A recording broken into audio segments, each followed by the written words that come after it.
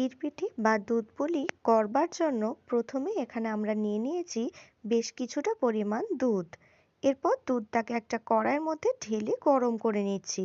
অন্যদিকে পিঠে বানাবার জন্য চালগুঁড়ির মধ্যে অল্প পরিমাণ নুন দিয়ে গরম জল দিয়ে এভাবে একটা নরম ডো তৈরি করে নিলাম। তারপর আমরা এখানে নারকেলের পুরও নিয়ে নিয়েছি, যেটা গুড় দিয়ে তৈরি করেছিলাম। এরপর ছোট ছোট এভাবে লেচি কেটে তার মধ্যে পুরগুলোকে ভরে এভাবে পিঠের আকারে গড়ে নিলাম। তৈরি হয়ে গেল আমাদের ছোট ছোট পুলি। এরপর আমরা গরম দুধটাকে ফোটাতে দিয়ে তার মধ্যে পিঠেগুলোকে দিয়ে দিলাম। তারপর পিঠেগুলো দুধের ওপরে ভেসে উঠলে বোঝা যাবে পিঠেগুলো ভালোভাবে সেদ্ধ হয়ে গেছে।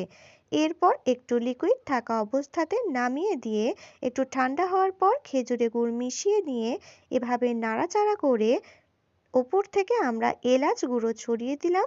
রেডি হয়ে গেল ক্ষীর পিঠে।